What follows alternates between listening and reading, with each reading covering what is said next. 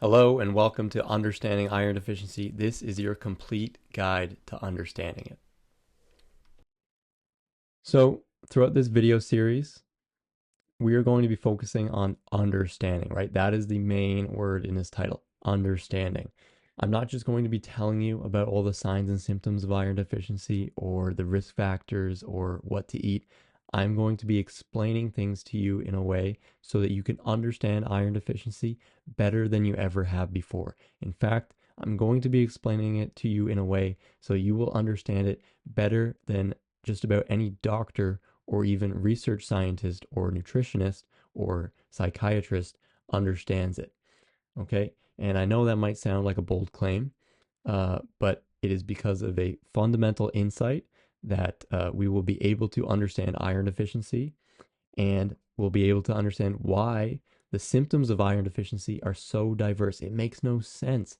Why is it that people with iron deficiency they experience anxiety and they experience fatigue and they experience heart palpitations and they experience nausea and poor appetite. They have trouble sleeping. Their hair becomes weak. They experience um, they experience depression. They have pale skin. What like is iron involved in all of these processes of the body? No, it's not actually. And we're going to get to how exactly it affects things, but it's a very simple thing. And it, you'll really enjoy just being able to understand things better, especially if you have iron deficiency or if you know somebody with iron deficiency and you're trying to understand it, or if you're a professional and you have patients with iron deficiency. It's really important that you understand it. Uh, Throughout this video series or later in the video series, we're going to be discussing how to correct iron deficiency. So hold on, we will be getting to that, and you can look forward to that if you're suffering with iron deficiency. And I want to say that, um, a lot of people are suffering with iron deficiency. It's the world's most common nutrient deficiency. About a third of the world's population is iron deficient, and about half of all reproductive age women are iron deficient. It's terribly common and it's horrible to suffer from. But I want to say that you are not at all doomed to suffer with anxiety and fatigue and depression your whole life. You're not at all doomed to be pale and and and to be tired and to have poor appetite and to have uh, weak, thin hair. You're not at all doomed to suffer this way. You are meant to thrive, and if you give your body what it needs, you will thrive. Okay. A lot of people they get diagnosed with something, and as soon as it's diagnosed, that's it's like it's a part of them. Uh, we're not meant to be anxious and depressed our whole lives, right? It happens, but these diagnoses, um, a lot of the times, it's iron deficiency, and that might seem shocking, but we're going to get to that, and you're going to understand just how pervasive iron deficiency is in today's world. So, a bit about iron. Okay, iron deficiency, like I said, it's the world's most common nutrient deficiency. Okay, it's very, very common. It's common with children, it's very common with women. And it's not just in developing nations either that don't have enough food to eat. It's also very common in developed nations where they have plenty of food to eat. It's just as common. You might think that because it's so common in prevalence, it must not be that bad in severity. Unfortunately, it is. Like we discussed, it can cause anxiety and depression and terrible fatigue. It can cause all sorts of big problems, and it really uh, is a terrible impact on somebody's life, right? It can really worsen somebody's quality of life. A little bit about iron. Iron is an essential mineral. That basically just means that we have to get it from the diet. Our bodies don't produce it on their own. Iron comes in two forms in the diet. It comes in heme iron, which is from animal foods, which is better absorbed. And then it also comes in non heme iron from plant foods. Iron can be supplemented, and we'll talk much more about iron in nutrition and the diet and supplementation later on. So, before we get started talking about the signs and symptoms of iron deficiency and really understanding it, I think it's important that first we understand what roles iron plays in the body. So I've made a list here of the top 6 things that iron does in the body. First and most importantly, it's involved with systemic oxygen delivery. That's because iron is an important component of hemoglobin. Hemoglobin is the molecule that binds to oxygen in the red blood cell and then delivers that oxygen to every single cell in the body that uses it. Right? Iron is also used directly in the electron transport chain for the production of ATP, right? Cellular energy. Iron is needed for the proliferation and maturation of immune cells. It's needed for the synthesis of certain neurotransmitters, particularly dopamine. Iron is also needed for oxygen storage in muscles as it's a component of myoglobin, a molecule that is similar to hemoglobin but stored in the muscles. And iron is also needed for collagen synthesis. So, first, let's just take a moment to look at these 6 things and imagine life without them, right? Because, you know, every essential mineral is essential, right? Um, but no mineral deficiency is this bad, right? Magnesium deficiency, calcium deficiency, potassium, none of them are this bad, right? Just imagine that you have no oxygen, all of your cells are starved and deprived of oxygen. Um, you don't have enough energy. All of your cells are failing to produce energy. Your immune system is shot, and so you're going to catch infections easily. You're going to have a hard time recovering from these infections. Your mood is going to be awful because you're not producing enough dopamine. Your muscles are going to be tired and fatigued, and they're going to be weak. And then also your hair, your skin, your nails, they're going to be weak. And you're also going to bruise easily because your blood vessels are made up of collagen too, right? So, yeah, iron, clearly the most important mineral, the worst mineral deficiency to have at least. Super important, and it does a lot in the body, right? All of these things, they're really essential for life. So this is our key to understanding, okay? Oxygen deficiency.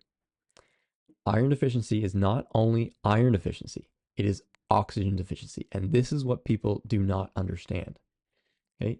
So oxygen is the most important nutrient. I know I just went on about how iron is like the worst mineral deficiency, right? And it is if we're just talking about mineral deficiencies, but you can go months without consuming iron and you can survive. You can go days, weeks even, without consuming carbohydrates, fat, and protein, and you'll survive, right? You can't go more than 10 minutes without consuming oxygen, right? It's way more important than any vitamin or mineral. It's way more important than any macronutrient. It's by far the most important and vital nutrient to survival. It's what our bodies use the most, and it's absolutely vital. And nobody talks about this. Oxygen, the funny thing about it is it's abundant, but it's hard to manage. So I've been breathing oxygen this entire time, but I haven't once thought about it, right? It's easy to get. It's everywhere. It's in the air. It's for free. It's not like iron and protein. It's not like, something that's hard to get. You don't have to hunt or forage for it. But it is hard to manage, right? So oxygen, it doesn't just seep into our cells through osmosis. It needs to be packaged in hemoglobin and it needs to be delivered to the cells. And then, the cells need to use it properly and it needs to get into the mitochondria. So it's abundant, but it's hard to manage. And this is our key to understanding why there's such a diverse range of symptoms, right? Why is because it's not that iron is needed for certain things. It's not like iron is needed for your appetite or for sleeping or for your hair. It's not that a lack of iron causes anxiety or depression. It's that your brain needs oxygen. All your tissues need oxygen. Your digestive system needs oxygen. For your hair to grow, you need oxygen. You need oxygen for everything. And I don't know why, but nobody realizes this. No doctor realizes this. You read scientific papers, they don't realize it. They'll say, "Well, we know iron deficiency causes depression. We don't quite know why, but we think it's because iron is needed in this little enzyme of the hippocampus, and without that, the hippocampus is associated with depression. So That must be why iron deficiency causes depression. And it's like, no, that's completely wrong. That might be 1% of the problem. What your brain needs way more than iron is oxygen. It needs oxygen. Your brain consumes tremendous amounts of oxygen. And so without oxygen, of course you're going to become depressed and fatigued, right? If your body feels that it's suffocating, of course you're going to be anxious, right? Nothing in your body is going to work properly if you're not getting enough oxygen. And this is our key to understanding. And so I hope that this might give you some hope that you might be able to see that you will be able to understand iron deficiency better as we go through every single sign and symptom of iron deficiency, as we talk about what causes it, as we talk about how to get better. And yeah, I really think that this will help you understand iron deficiency better than you ever have. Okay, so there's that. Up next, we're going to be talking about signs and symptoms of iron deficiency, and each video will cover a different topic, and we're going to move on.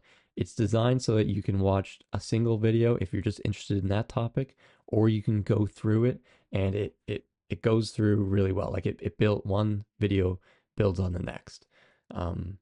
So if you have two, three, four, maybe all of those signs and symptoms of iron deficiency here, you're going to want to watch this. You're definitely going to want to watch this, right? If you're a parent or caregiver and you're looking after somebody who may or may not have iron deficiency, it's very common in children to have iron deficiency because it's growing so rapidly. You're going to want to watch this and understand this because it's very important for their health as they're developing. If you're trying to have a baby, it's super important for your fertility as a potential mother and for your health as a mother and for the baby's health that you have sufficient iron levels and that the baby is getting lots of oxygen because it's growing so rapidly. It's really important. So you're definitely going to want to watch this if you're trying to have a baby. If you're a medical professional, if you're a doctor, a therapist, or if you're a research scientist and you're interested in iron deficiency, you're also going to want to watch this. If you're a medical professional, at least 1/3 of your patients are iron deficient, right? If you treat women at all, you're definitely going to want to watch this because half of women of reproductive age have iron deficiency. It's incredibly common. So in order to understand your patients better, you're going to want to watch this to better understand them and to see the connections of what's going on with all of their symptoms.